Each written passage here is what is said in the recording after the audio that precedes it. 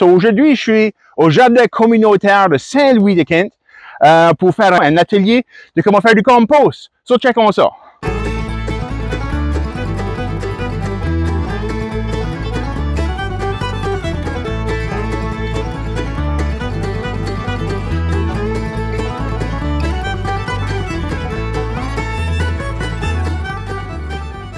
Je devrais peut-être commencer par m'introduire. Moi, c'est Mario Doiron.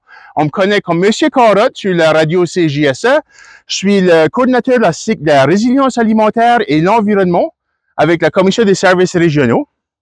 Puis, cette année, nous autres, on a eu des fonds de fiducie pour l'environnement pour fournir des compost bins à tous nos jardins communautaires dans le comté, pour aider, premièrement, à réduire les coûts d'opération des jardins communautaires. C'est qu'on fait notre propre compost. On n'a pas besoin de faire des levées de fonds puis essayer de trouver des scènes qui sont dures à trouver pour acheter du compost pour nos jardins communautaires à tous les années. Ça fait que ça fait plus facile à fonctionner pour tout le monde. Puis une deuxième chose, c'est du compost. C'est une très bonne manière pour engrasser la terre. Puis toute la matière qui est de compost, c'est du carbone. On cherche à trouver des manières à réduire le carbone atmosphérique, puis l'ensevelir sous la terre, la séquestrer sous la terre. Faire du compost, puis enrichir nos jardins pour faire pousser de la nourriture, c'est une méthode de séquestration de carbone atmosphérique. Toutes les plantes, tout ce qui est vivant même, est fait de carbone qui vient de l'air. Un arbre n'est pas bâti ses tissus avec la terre qui est assise dessus. Toute la masse, toute la pesanteur de l'arbre, chaque cellule d'un arbre est faite avec du carbone que la plante a absorbé de l'air, avec la photosynthèse, puis un petit peu d'eau, puis quelques petits minéraux dans la terre. Elle a transformé ça pour faire des cellules, pour grandir, pour toute sa masse. Sur la pesanteur d'un arbre est mostly de l'eau, du carbone et tout petit peu de nutriments. Okay? Ça fait que quand on fait ceci, quand on prend toute la matière organique, puis on la transforme, on la fait décomposer, puis elle devient de quoi de nouveau, elle tourne noir. Basically, comme le compost qu'on a là, dedans l'eau, le bin au bout là-bas, là, c'est tout noir foncé, là, c'est tout vraiment beau. C'est ça que ça ressemble du compost fini. Mais ça peut être fait avec n'importe quelle matière qui a une origine vivante. Tout ce qui est vivant est bâti de carbone. Puis, quand on fait du compost, on veut 95% de notre volume soit une source de carbone. Il y a que 5% qui est de l'azote. Comme ici, j'ai amené du fumier de poule pour faire notre élément azote, qui est nitrogen en anglais, qui est ça qui va faire réchauffer le compost. Ça prend rien que 5% de la masse. Ou, c'est qu'on va aller avec des proportions, 20 parties de carbone pour une partie de riche en azote. So, le carbone, on appellerait ça les bruns, puis l'azote, c'est les verts. So, il n'y a pas rien que du fumier qui compte comme de matière verte. Le gazon qui est frais, quand on arrache du gazon, ici, c'est loadé d'azote, ça. Mais une fois que c'est sec, l'azote est gone. Puis il reste bien avec le carbone. So, une grosse partie de ça, c'est du carbone, mais le reste, il y a beaucoup d'azote dedans. So, si on passe le lawnmower puis on ramasse du grass clippings puis ça peut substituer le fumier. On n'est pas obligé d'utiliser du fumier dans notre compost. Puis, tu sais, là, peut-être qu'on est un petit peu nerveux d'utiliser du fumier parce que c'est du fumier. Tu sais, là, il y a des bactéries puis des affaires. C'est pas dangereux à utiliser pour notre terre à jardin. Parce que dans le processus de compostage, c'est carrément transformé. C'est plus, à la fin, c'est plus honteux de ce que c'était quand ça a commencé. Le fumier de poule, il y aura une senteur, il y aura une texture, tu sais, là. Mais une fois que les bactéries se sont mis dedans, puis ont transformé ça, ils ont réchauffé la butte de compost, puis je vais parler plus en détail à mesure qu'on avance, là. À mesure que ça a réchauffé, ça transforme, ça devient du humus, qui devient une matière qui est exactement ce que les plantes sont évoluées à pousser dedans. Si on le regarde, parce que le compost, on modèle ça sur la nature. Si on regarde la manière que la nature fait ça, l'automne, qu'est-ce qui arrive? Les feuilles d'automne tombent à terre, right? Ça reste là, ça décompose. Puis si tu grattes dans la forêt, puis tu enlèves les feuilles dans la forêt, il y a une couche noire dessous. Ben, c'est ça que c'est du compost. C'est là. So, à mesure que ça reste assis à terre, puis les vers, puis les bactéries s'en viennent d'en dessous, puis ils décomposent, puis là, ça devient du humus. C'est là. So, c'est pour ça que j'ai apporté des matériels naturels que, c'est là, des feuilles d'automne. C'est carrément ça, la base du composting. Tu sais? Puis, tu sais, là, des feuilles d'automne, puis il y a aussi, dans les prairies, le même processus, mais c'est du foin que la nature utilise pour enrichir la terre. Tu sais, là, les grands foins d'un champ, l'arbre est couché à terre dans l'automne, l'hiver, la neige le couche à terre, puis ça reste collé à terre, puis là, ça décompose. Le printemps, l'arbre pousse à travers de ça. Mais, tu sais, l'arbre de l'année passée, il reste là, puis il a pourri, puis ça devient les lèches, les vers de terre viennent en-dessous. Puis ils vont transformer ça, ils vont le consommer, ils vont le manger. Ça va devenir du fumier de vers de terre. Puis les bactéries vont manger ça, le transformer une autre fois. Puis là, ça devient du humus. Les champignons se mettent dedans. Puis eux aussi, ils le transforment aussi. So, la transformation de fumier puis de matière pourrie se fait à plusieurs reprises. Puis tellement de transformations comme ça. À la fin, le produit ressemble pas tout qu'au que ça commence à paraître. C'est là. Des fois, tu vas voir des petites bites. Si tu grattes dans le compost qui est fini là, des fois, tu vas trouver des petites coquilles de coq puis de homard puis whatever qui était dedans. Des fois, des petites brines de bois. Mais la plupart de la masse, c'est de la belle terre noire qui sent bon. Aujourd'hui, on va faire une petite démonstration pour comment faire un compost bin. So, ici, je vous ai seté up un setup à 3 bases. Sur la manière qu'on fait ça, notre première baie là-bas à la gauche, c'est là où c'est qu'on commence notre compost. C'est là où c'est qu'on le start pour nouveau. On va le bâtir puis le remplir. Puis quand on remplit notre compost, là, pour avoir un masse de compost, il faut tout le remplir au moins jusqu'au fait. Tout coller contre les walls, tout rempli. Toute sorte de matière, tout le stuff qu'on a, va tout aller dedans. Puis ça va être tous les déchets, les résidus de vos plantes, de vos jardins. Quand vous arrachez vos jardins, tirez ça de là-dedans. Oui, t'as une question? Pourquoi faut que c'est si haut? La raison pourquoi, c'est qu'on a besoin d'un minimum 1 mètre cube. Ça, c'est 3 pieds de large, 3 pieds de creux, puis 3 pieds de haut. Minimum. Autrement que ça, si c'est plus petit que ça, ça réchauffe pas. So, c'est là, tu as besoin. C'est pour ça beaucoup des compost bins qu'on achète au magasin, surtout les tumblers, là, sont un petit peu plus petits qu'un mètre cube. Puis on les remplit pas tout en fait, puis ensuite on se demande comment se fait que ben ça pue, puis ça work pas, puis tu sais, on le brasse, puis c'est juste comme des maggots dedans, puis on dirait que ça work pas, ben c'est pour ça. Tu sais, là, des fois, on azire un petit peu de quoi ce que c'est que du compost pourrait être, puis on veut comme le serrer, on ne sait pas, est-ce que c'est qu'on le boit pas, puis c'est moins gros, ça, c'est renformé. Mais le compost se fait à partir des bactéries qui vivent dans la terre. Si on veut que ça touche à terre, puis on veut le bâtir aussi haut que possible. Parce que, mec, ça commence à shrinker, ça va shrinker sur la hauteur beaucoup. Ceci qu'on le bâtit rien que 3 pieds de haut, mais qu'il shrink, il va être baissé à 2 pieds de haut, puis il n'y aura plus de volume. OK, as-tu besoin des côtés ou peux-tu juste le mettre 6 pieds de haut? Tu peux le mettre 6 pieds, 7 pieds, 10 pieds de haut si tu veux. Ben, il y a un angle comme, le plus haut que tu vas, le plus large que la base a besoin d'aller pour que ça work. Ici, c'est que je veux que vous ayez en masse de compost pour pouvoir tout fournir à tous vos jardins. Sur le volume que vous avez besoin de remplir tout ça parce que ça va shrinker, puis on va en parler un petit peu. Du compost fini. Éventez ça. C'est là, si vous voulez éventer. Vous voyez, ben non, ben sérieusement, c'est que ça sent la terre. Du compost fini, ça sent la terre. Si ça pue, il y a un problème. OK? Ça, c'est pas supposé de puer. Puis, je vais vous donner des suggestions ici pour faire votre compost, parce qu'il y a des choses qu'on peut faire qui vont amener la senteur, puis des choses qu'on peut faire pour éviter la senteur. Parce que ça, le plus petit qu'il est matière, le plus petit qu'il est particules, le plus vite que ça se transforme. C'est là, le plus gros qui est, comme ici, on a des pleines feuilles, ça prend longtemps à se défaire ça. Mais si on le défait tout, on a déjà, c'est comme manger notre nourriture, il digère mieux. Ben, essentiellement, faire du compost, c'est un processus de digestion.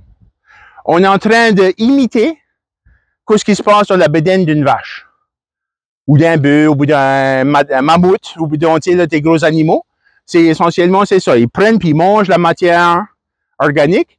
Il y a des bactéries qui les transforment. Ils vont laisser les déchets à terre. Ça va continuer à pourrir. Puis là, ça devient une richesse pour les plantes qui veulent pousser là. T'sais. Mais nous autres, on veut le faire d'une manière que on veut en faire dans un volume assez que c'est utile pour notre jardinage. Puis d'une manière que ça va rester sanitaire quand on a fini avec. Parce que juste une butte de fumier, le milieu va être transformé, mais le dehors va être encore du fumier, puis ça va encore puer, là. C'est là, c'est pour ça qu'on tourne le compost, puis on va le brasser pour que parce que le compostage se fait du milieu en sortant. Sur la chaleur, tu vas voir une grosse chaleur qui se met dans le milieu, qu'une fois qu'on a bâti notre butte de compost, là, tu peux creuser un trou dedans, puis rouvrir un trou, puis une boucane qui va sortir dedans. Ça peut venir jusqu'à 60 degrés Celsius dans le milieu de ça. Ça, là, si tu mets ta main là-dedans, là, c'est comme, ouh, c'est chaud. C'est une bonne chose de laisser la chaleur sortir. Ben, pas nécessairement, mais c'est que ça va pas réduire la chaleur dans le milieu. Parce que ce qui fait la chaleur, c'est les bactéries. Ils sont happy, là. Ça, c'est le party là-dedans, là. Les bactéries, c'est un gros buffet all you can eat.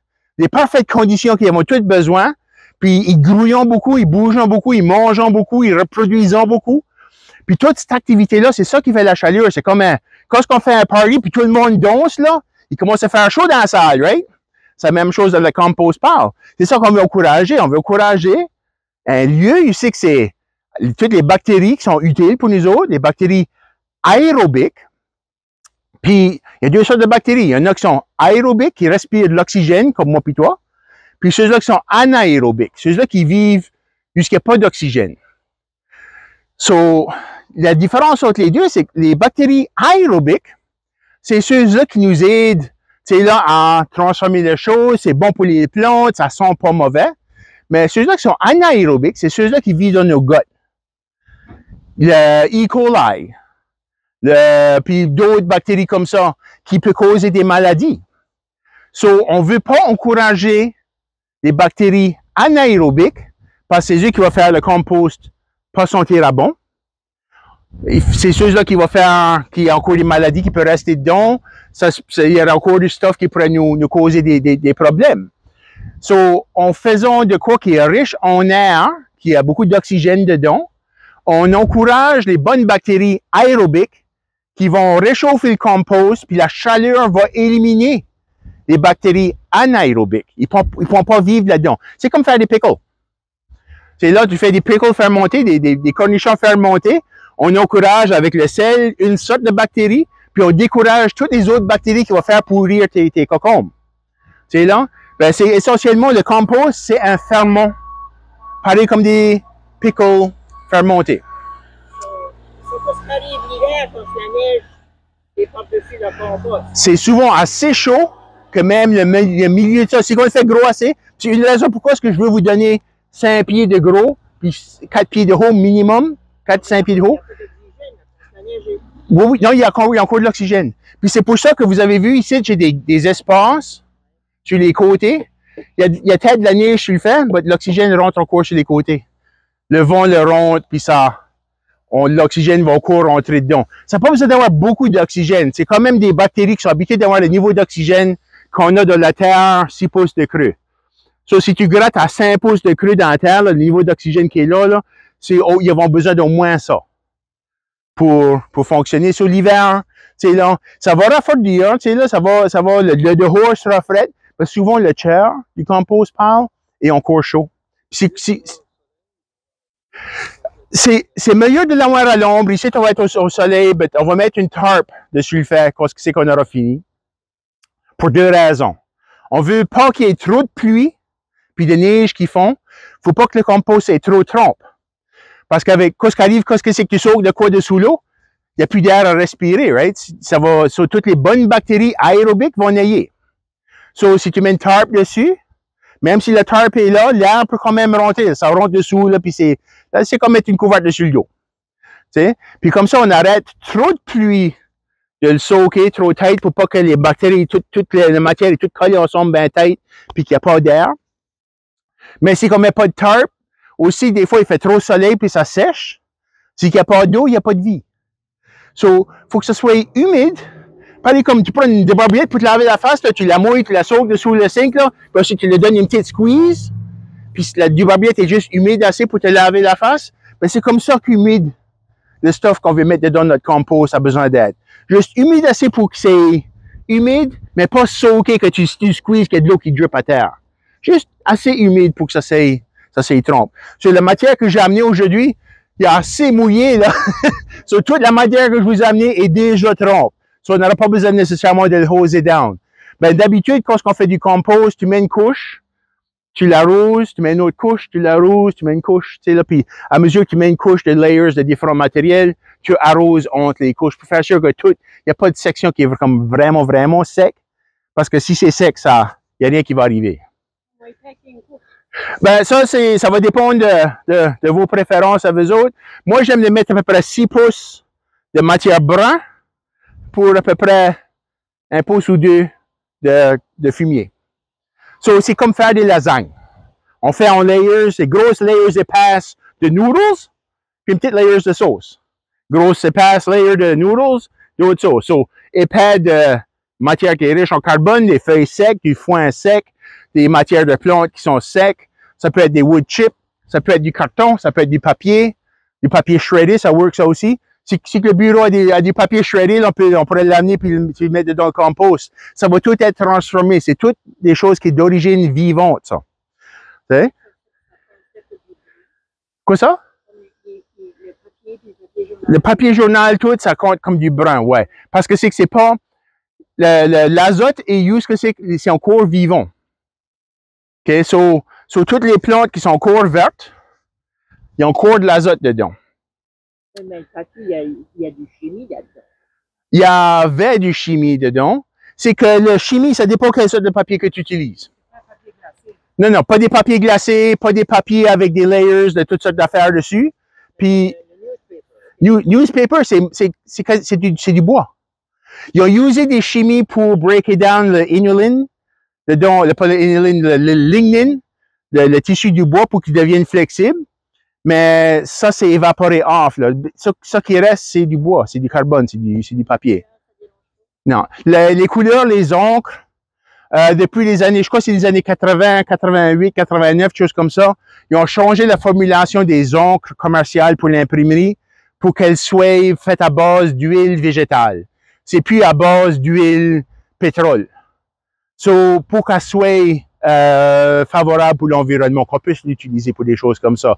Il y a eu des plaintes, puis il y a eu des problèmes, puis les réglementations internationales ont fait qu'il fallait changer les formulations des encres. Oui? Une autre chose, là, tu parles des layers et tout ça, ben, à un moment donné, il faut que tu brasses ça. Là. Oui.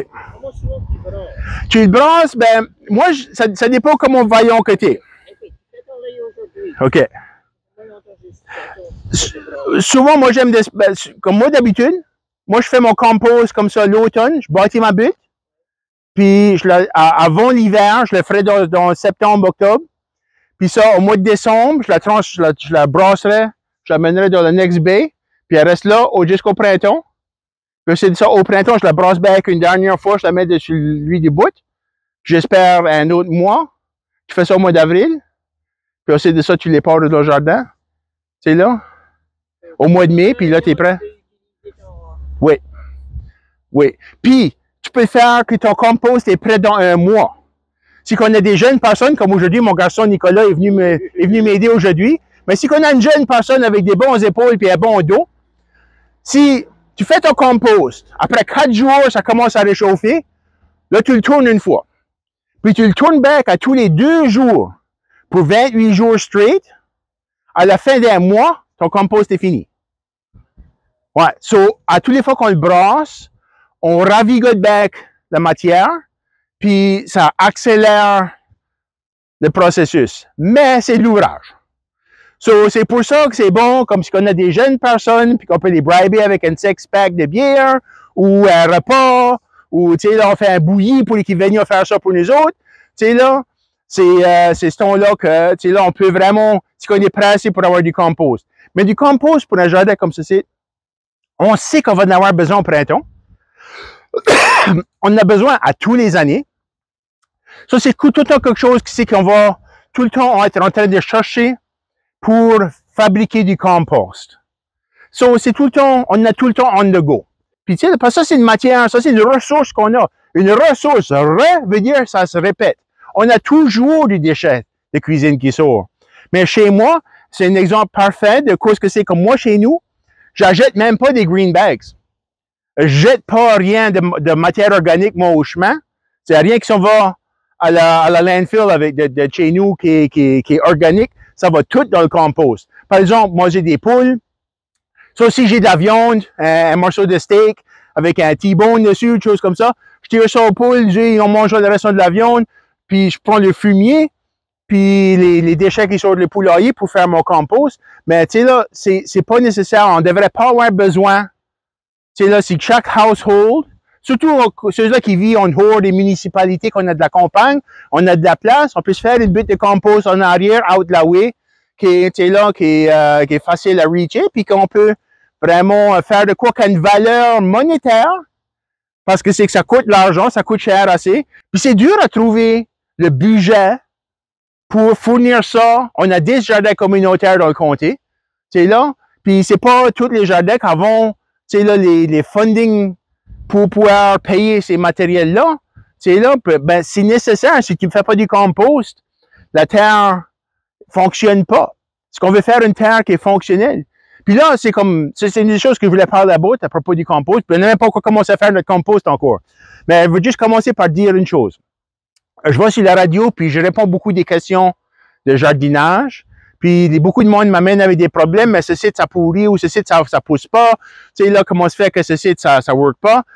80 à 90% des problèmes de jardinage, c'est parce que c'est qu'on essaie de pousser des légumes dans de la terre morte. Puis, le problème, c'est qu'on a besoin de la matière organique, le compost dans la terre. Une terre, c'est juste du sable, elle est pâle, elle est pas riche. Comme vous autres, dans les boîtes ici, là, la terre est riche. C'est quasiment du pur compost, là. C'est là. Mais il y a d'autres places que c'est comme tu grattes le jardin, puis c'est du sable. Il n'y a pas de structure. Puis la terre qui n'a pas de structure, elle n'absorbe pas d'eau. So, même s'il mouille, les plantes sont secs. T'arroses, les plantes sont encore en train de souffrir. L'eau tombe dessus, la terre sec, qui est dépourvue de structure, de matière organique, elle repousse l'eau. Elle est hydrophobique. L'eau tombe dessus, elle s'assied sur la surface, puis elle tombe dans les vallées.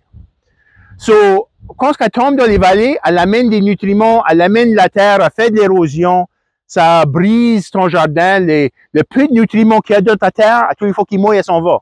Puis, c'est là, elle descend au bas de la butte. Puis, finalement, ça finit par aller dans la rivière, puis ça nuit à la rivière. Toutes nos vitamines qu'on veut dans notre jardin pour pousser nos légumes, c'est end up dans la rivière, puis sont en train de nuire aux habitats des poissons. Tu sais, là, c'est pas ça qu'on veut. Mais une bonne terre riche qui est vraiment enrichie avec la matière organique, quand ce qui mouille dessus, l'eau disparaît tout de suite. Ça bourve tout de suite. L'eau rentre dedans, l'air rentre dedans parce qu'il y a des vers de terre qui vivent là-dedans. Les vers de terre, c'est un des plus gros helpers qu'on a dans notre jardin. Puis ça qui arrive, c'est qu'ils font des tunnels, eux. Ils montent à la surface, ils mangent du compost, ils descendent dans le bec, ils laissent des belles petites crottes partout dans ces tunnels-là.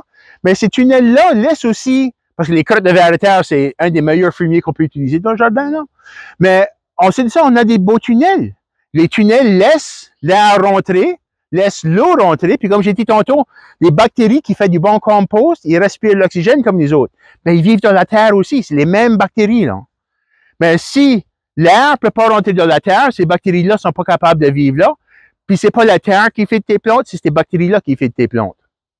So, c'est un écosystème. La terre en jardin, c'est un écosystème de vers de terre, de bactéries, de champignons, puis toutes sortes d'êtres vivants qui sont en train de créer des conditions qui sont favorables pour la croissance de nos plantes en jardin. S'ils ne sont pas là, nos plantes souffront. Il y a des maladies, ils se font fesser par des bébites, parce que c'est qu'ils n'ont pas l'eau qu'ils ont besoin, ils n'ont pas les vitamines qu'ils ont besoin pour avoir une défense contre des maladies, des virus, des bactéries, des infections. C'est là, puis comme les bébés ne peuvent venir les manger.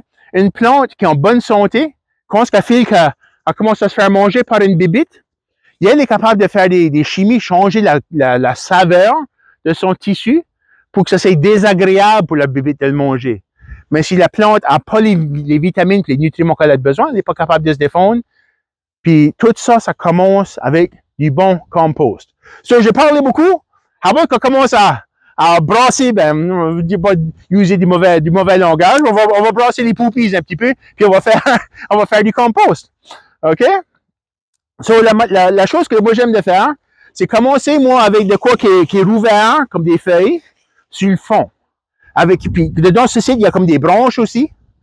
So, ceci, c'est toutes des affaires qui vont laisser des espaces rouverts sur le bas pour laisser l'air. Si on met de quoi qui est tight, qui est tout déchiqueté, tout fin puis mince dans le fond, ben ça va être airtight, puis là, les bactéries puis les vers, on a de la misère à monter à travers. So, on veut commencer avec de quoi qui est grossi un petit peu comme ça. Je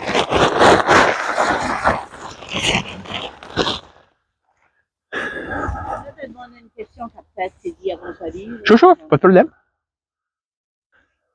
Je nettoie mon jardin, je mets tout là. Mais là, j'ai des pissenlits. Ouais. J'ai des affaires que je ne veux pas. Hein? Je mets dedans. Tout. Même les branches de tomates qui ont du blight, là, qui ont de la maladie, là, qu'on nous dit qu'on ne peut pas mettre ça dans le compost, là, c'est pas vrai. Tu peux le mettre dans le compost. Pas de problème, mais le dedans ton compost. Tout il va dedans, toutes les matières de plantes. Si c'était vivant, ça peut être composté, incluant de la viande. Mais on décourage le monde de mettre de la viande dans le compost, surtout dans les régions municipales, parce que, ça va haler les bêtes, ça va haler des raccoons, ça va haler des skunks, des ours, puis c'est pas ça qu'on veut aller dealer avec lorsqu'on s'en vient faire du compost. Moi, je ne veux pas être obligé de wrestler un ours pour venir brasser mon compost. C'est là. So, ici, dans le fond, je commence avec une couche de matière brune. Puis là,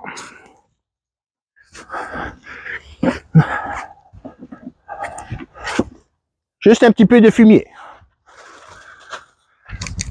Parce que les bactéries qu'on veut pour faire la job, c'est là qu'ils vivent, eux. Ils vivent dans le fumier.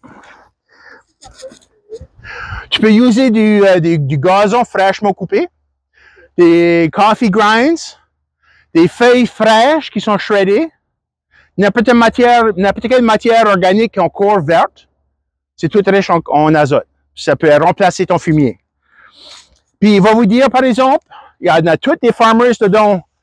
On est une région rurale. Puis, on a des fermiers un petit peu partout. Ils ont du livestock. Ils cherchent pour débarrasser du fumier. C'est un problème pour eux. So, souvent, on peut cogner sa porte. Puis dire, hey, je peux avoir un trailer load ou une coupe de barouetté ou une coupe de bines pleine de fumier pour mon compost. Souvent, ils vont dire, sure. As long que tu ne partes pas de mon chemin, tu peux aller là ramasser autant que tu veux. Souvent, c'est du monde vraiment friendly, si tu es gentil à eux, puis tu n'es pas effronté, puis tu respectes leur espace, tu ne fais pas un mess, tu ne fais pas de dégâts. Souvent, ils vont vous laisser venir rentrer puis ramasser vos affaires. As long qu'on n'est pas un baller, eux vont être contents de nous donner tout le fumier qu'on a besoin. C'est juste que des fois, c'est du fun d'avoir une jeune personne, comme que j'anime mon Nicolas avec moi aujourd'hui, pour aller faire ça pour nous autres, parce que des fois, c'est des moyens de but, puis des fois, ça sent cru un petit peu quand tu rentres là-dedans, right out de la farm. Alors, qu'est-ce qui peut remplacer le fumier? C'est toutes des choses qui sont en azote. On a des grains de café, du gazon fraîchement coupé, des feuilles vertes, déchiquetées, shreddées, puis ça.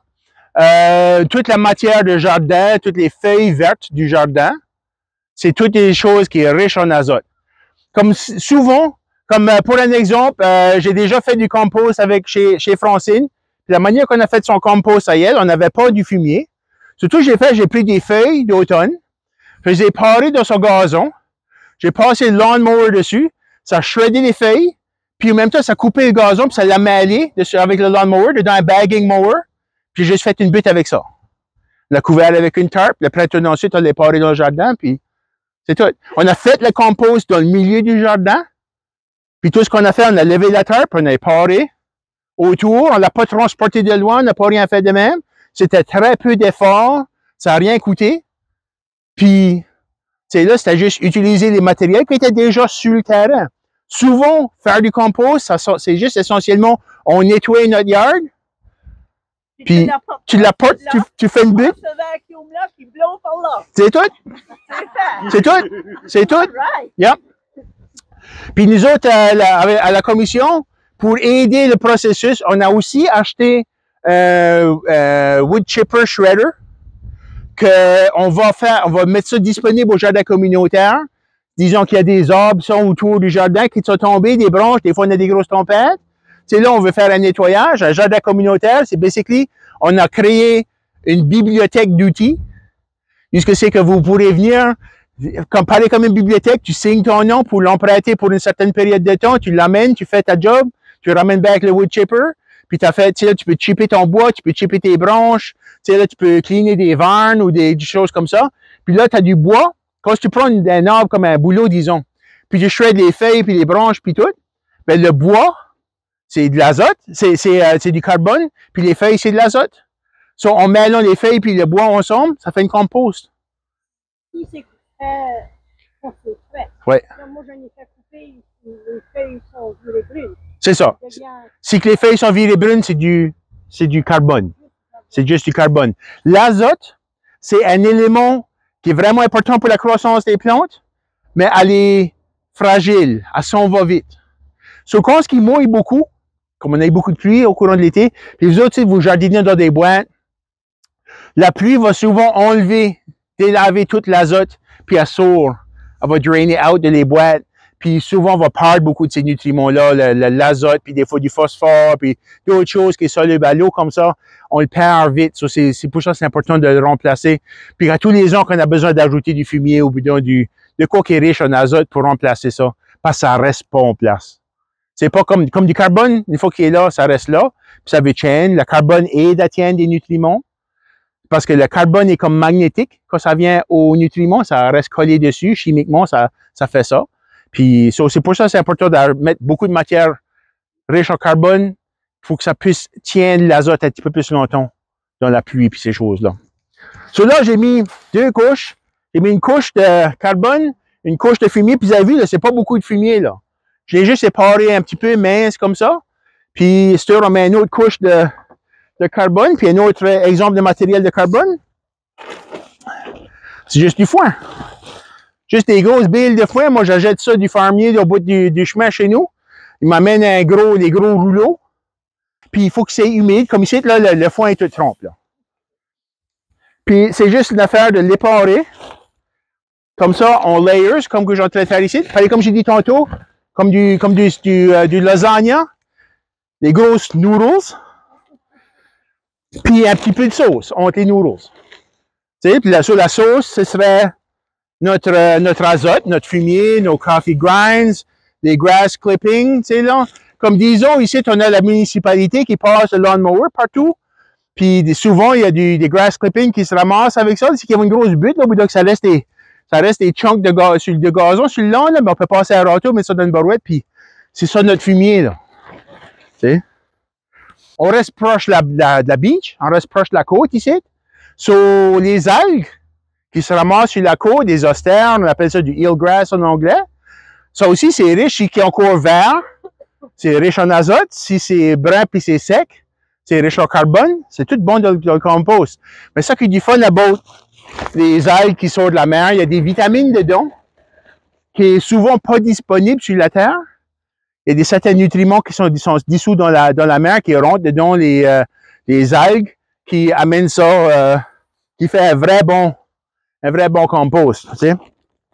C'est une des raisons pourquoi c'est qu'on achète, puis ça coûte si cher pour le seafood compost, c'est qu'il y a tous ces nutriments-là dedans. So, si vous autres, vous avez une figue de homard, puis vous avez une grosse bite de compost comme ceci, puis vous n'avez pas trop peur des raccoons, puis ça, là, ben, les corps de homard, les coquilles de homard, là, vous pouvez tout tirer ça de là-dedans. Si vous voulez accélérer le process, vous pouvez passer les coquilles, les corps de homard dans un blender, puis tout le défaire tout petit, puis je le mettre dans le milieu, puis t'as moins quelque chose qui va aller à un raccoon comme ça. Puis ça va se décomposer beaucoup plus vite, puis faire moins de senteur.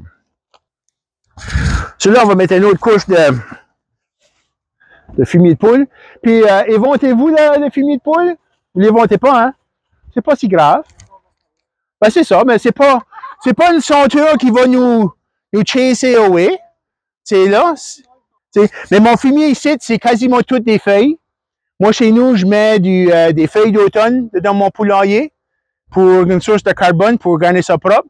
Puis, c'est half fumier, half feuille. Ça, c'est déjà half de ce volume-là et du carbone. Je disais tantôt comme 20 parties de carbone pour une partie d'azote. Mais sûr, à cause que c'est que half de mon fumier est déjà du carbone, j'ai besoin de 19 parties de carbone ajoutées à ce site pour faire mon verre pour rien. Pour prendre ça en considération. Puis c'est tout. Comme vous voyez, tu spread around pour que ça soit un petit peu even. Tu mets une couche, puis une autre couche, puis tu juste une layer, on a compté que c'est que tu montes tout rempli. Mettre d'autres foin.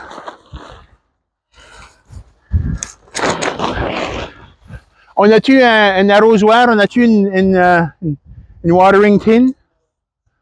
Je me pas sûr que le foin ici est un petit peu plus sec que l'autre.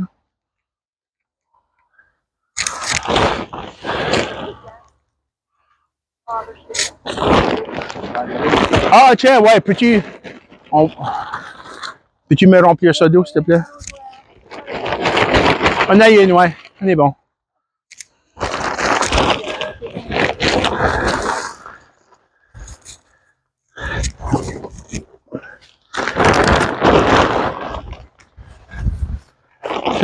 Merci bien. Puis il faut juste faire sûr, comme le foin était à sec, là, juste faire sûr que c'est humide.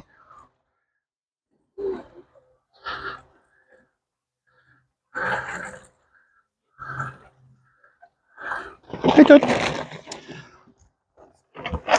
Puis on continue comme ça jusqu'à temps que c'est rempli, on fait arrêter. À la fin de la journée, faire du compost, c'est pas plus compliqué que ça. Pour fabriquer ça, une fois qu'on a rempli notre bin, on fait arrêter. Ça va prendre à peu près 4 jours. Puis là, on va commencer à voir que ça réchauffe. Puis tu peux vérifier. Comme j'ai dit tantôt, tu peux prendre une pelle. Au bout d'une manche de pelle, tu fais un trou dedans. Puis tu brasses, tu rouvres un trou. Puis là, tu vas voir la boucane sortir. Ou tu peux prendre une fourche à foin, ramasser une layer, puis rouvrir le top. Puis là, tu vas voir une pouf de boucane sortir. Tu peux le toucher, mettre ta main dedans, tu vas filer que c'est chaud. Puis là, tu sais que ça work. Non. T'as pas besoin de le brasser, t'as pas besoin. Tu sais, là, puis comme, vraiment, t'as même pas besoin de brasser tout, comme celui-là que j'ai fait pour Francine. On l'avait pas brassé en tout. On a juste fabriqué la butte de compost l'automne. Le printemps d'ensuite, le dehors de la butte était encore des feuilles. Mais le milieu était noir, puis c'était du beau compost. J'ai juste raclé le dehors de la butte de compost. J'ai pris le stuff au milieu, puis on a éparé ça. Puis les feuilles qui restaient, j'ai juste mis ça comme du mulch autour des plantes pour arrêter l'évaporation, puis l'aider à garder son eau. Puis c'est tout ce que c'est que ça va faire. Ça va besoin d'être fait. C'est ça. Ici, dans le jardin communautaire, on donne de la municipalité parce que c'est qu'on est entouré de voisins, puis on veut pas encourager des ratons laveurs, puis des ours, puis des faiseux de troubles comme ça à venir hang around dans la neighborhood, ruiner la neighborhood, là, tu sais, là. On va éliminer les affaires, on va pas permettre des scraps de cuisine, de la viande, du fromage, du gras, du macaroni, whatever que les restants, des leftovers, des sauts du fridge, des stuff qui est fuzzy dans le bac du fridge, là. On mettrait pas ça dedans ce compost ici à cause du contexte municipal qu'on est. C'est tout du stuff qui workerait si vous avez la terre en masse chez vous puis ça vous dérange pas d'avoir ces petits faisceaux de trouble-là venir dans votre yard. Tu sais, là, vous pouvez faire, ça se décompose. Le compost municipal ou les professionnels, ils prennent n'importe quoi ce qui était un ton vivant puis ils vont le mettre dedans. Je parlais tantôt que ça prend de l'azote pour activer le compost. La viande, c'est super riche en azote. Beaucoup plus riche en azote que le fumier. C'est pour ça que ça pue. So, on parlait tantôt qu'on veut faire de quoi qui va pas puer. Si on met trop d'azote, trop de nitrogen dans notre compost, ça va créer de la senteur. Si on a trop d'eau dans le compost, ça fait des conditions anaérobiques, ça fait de la senteur. Si, tu sais là, c'est ça les affaires. Si on met des choses qui vont pourrir, comme de la viande, puis des affaires comme ça, on veut juste éviter ces affaires-là, parce que c'est que ça crée une condition qui peut être un petit peu plus difficile à contrôler. Avec juste des éléments simples, des fumiers, des grass clippings, des coffee grinds, là, des restants de feuilles, puis ça, c'est tout du stuff qui est facile à voir comment beaucoup d'azote qu'on ajoute dedans. Ben, avec de la viande, là, c'est facile d'aller overboard, puis trop en mettre, puis là, t'as de quoi qui sent vraiment, ça sent le job, là.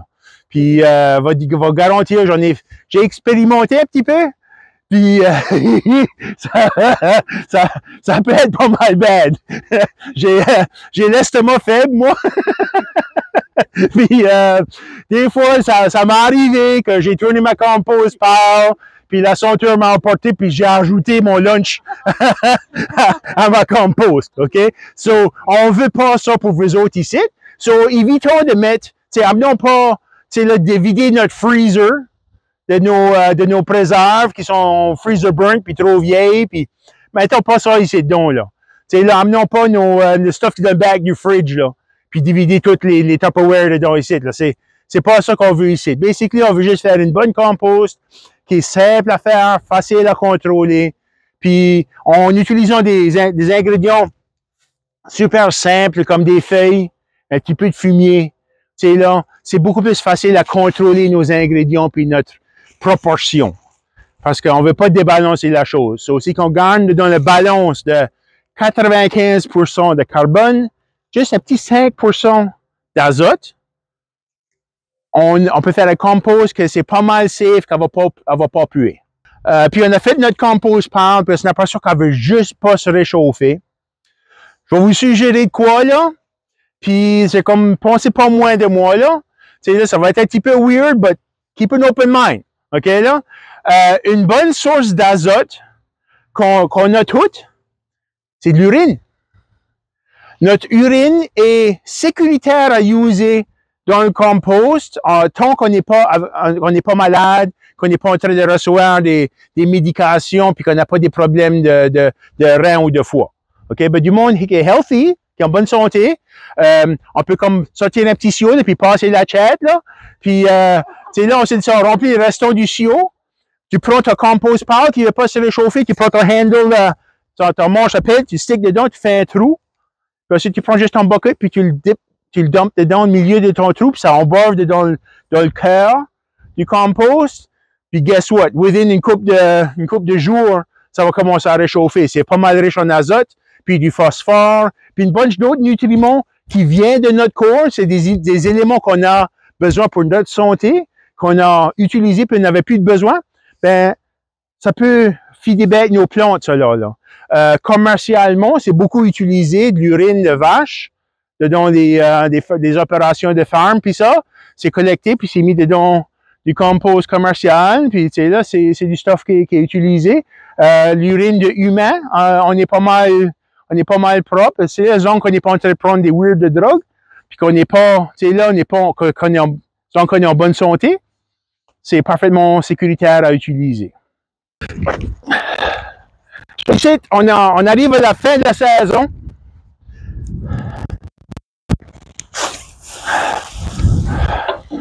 Vous voyez, on a toutes nos plantes ici qui restent. Ça aussi, c'est de l'azote. Ah, c'est ça. Ben, c'est ça, là, on a besoin des morceaux, là. Ça, vois-tu? Ça, c'est une autre source d'azote parce que c'est qu'ils sont couverts. Tu vois? Sur tous les déchets, en nettoyant notre jardin, ça peut tout venir ici. Quand vous nettoyez votre jardin, amenez ça ici dedans, ça va pourrir, puis ça va devenir back, qu'est-ce que la plante avait besoin, parce que c'est exactement le tissu qui était dans la plante. Puis, c'est essentiellement, c'est ça que c'est. So, une fois que ça bâtit haut, on la bâtit haut, ça va réchauffer, ça va monter 60 degrés Celsius pour répéter qu'est-ce que c'est qu'on on a dit tantôt, ça va venir chaud, ça va venir tellement chaud que les virus, les fungus, les blights chez les tomates, les maladies, les œufs de bébites, ça va tout cuire. Ça va le sanitiser, ça va le homogénéiser, ça va, c'est là, le transformer, puis c'est la chaleur qui fait, c'est là que ça devient propre, c'est une bonne transformation. C'est meilleur si on bâtit la whole thing d'une journée. Si on n'a pas assez de stuff aujourd'hui, on peut le builder up, puis l'ajouter, puis c'est le prendre le next mois à le remplir. Puis c'est parce que c'est qu'il y a encore des stuff qui sont en train de pousser dans le jardin, puis éventuellement ça va se rendre ici. C'est au courant du next mois, c'est là le stuff va tout se rendre ici dedans, puis c'est fine ça. Puis si qu'on a vu qu'il a commencé à se réchauffer, puis qu'on veut le tourner, puis qu'on a en masse de stuff pour faire une deuxième batch, ben là on tournerait ce site, on ramasse tout ce stuff ici, on le met dedans cette baie ici. Sur la deuxième baie, c'est la deuxième séquence de brassage. Puis là, on a divisé notre premier. On peut commencer back from scratch, puis rebâtir notre compost, une nouvelle batch là. Tandis que celle-ci est en train de maturer, elle réchauffe back. Sur ça qui arrive, c'est que le stuff qui est sur le dehors de la pile de compost ne reçoit pas le traitement de chaleur. C'est le milieu. Ça commence par le milieu, puis ça travaille en dehors. So, c'est pour ça qu'on le brasse. On veut prendre le stuff qui est dehors, qui n'a pas eu de chaleur. On met ça dans le milieu, puis le stuff qui est au milieu, qui a eu de la chaleur, on va le mettre sur le dehors. Puis on va éparer tout ça nice puis smooth, ça va bien réchauffer. Puis pour faire sûr qu'on est thorough, qu'on a toute la matière a tout été passée, on va bien le tourner une troisième fois, une fois que ça a réchauffé, puis ça va bien refroidi. C'est comme ça qu'on sait que c'est le temps de le brasser. C'est une fois qu'il a réchauffé, puis il a refroidi back, la température, il fait moins de chaleur, puis ça commence à se refroidir, là on peut le tourner. Pas avant. OK? So, d'habitude, ça prend à peu près 4 jours, minimum. Ça peut prendre une semaine, ça peut prendre un petit peu plus longtemps. Si ça fait un mois, puis ça n'a pas encore réchauffé, ben, c'est là qu'on passe, on s'en vient avec un bucket, puis on passe la chat, puis qu'on ajoute un petit ingrédient pour la kickstarter. Mais ce qu'on veut, c'est que ça va venir chaud, puis une fois que le stuff est mangé, puis qu'il y a moins de stuff dedans à manger, ben là, ça va refroidir back, les bactéries, ils auront mangé quoi ce qui est là. Le stuff qui est mangeable est tout sur le outside. Ben, c'est pour ça une fois que ça a perdu sa température, la party est en train de winder down un petit peu. Ben, faut mettre un nouveau DJ, il faut brasser l'affaire. Puis on amène ça dans la deuxième baie, on le brasse bien, puis tout le stuff qui est sur le dehors, qui est encore riche en vitamines, en stuff à manger pour les bactéries, on met ça back dans le milieu, ben là, le party start back. Puis là, tu sais, là, ça va starter back à réchauffer, puis le stuff qui n'était pas décomposé va commencer à décomposer. Puis là, puis pour faire sûr qu'on est thorough, ça va bien refroidir ici aussi, ça va réchauffer, ça va bien refroidir, puis quand on voit que la deuxième baie a bien refroidi, on peut le tourner back, puis le serrer là. Puis là, le troisième, c'est là où on entrepose le compost fini. Puis de là, on peut distribuer ça dans les jardins. Comme tout le stuff que j'ai mis là-dedans, là, c'est tout aussi des choses qu'on peut utiliser pour faire du paillis, du mulch dans le jardin. Puis ça aussi, ça fait des plantes. On met du mulch autour de nos plantes, ça réduit l'évaporation, mais ça aussi, ça crée un environnement où c'est que les vers de terre vont venir, puis eux vont manger ces feuilles-là, le foin, la paille, les grains d'arbres, tu sais, le fumier, tout ça. Eux vont manger ça, puis ils vont enrichir ta terre, puis ils vont faire des beaux tunnels, puis ils vont vivre là. Tu sais, là, on n'a pas besoin d'amener des vers de terre puis les mettre dans notre jardin. On a juste besoin de créer les conditions favorables pour eux, puis donner quoi à manger, ben ils vont hang around. On va vous dire de quoi? On n'a pas besoin de se soucier pour les tests, les quiz. On ne va pas vous flanquer. Les bactéries qui font du compost, ils pardonnent. Ils sont faciles à travailler avec. Ils vont pas vous juger, puis ils vont pas vous dire que vous avez fait une mauvaise job. Eux vont dire, il y a de quoi à manger, on va le manger. Si ça vient un petit peu trop sec pour travailler, ben ils vont mouiller éventuellement. Puis, tu sais là, ils vont pouvoir travailler. C'est là. So, c'est pas de quoi que vous devriez vous stresser pour tout.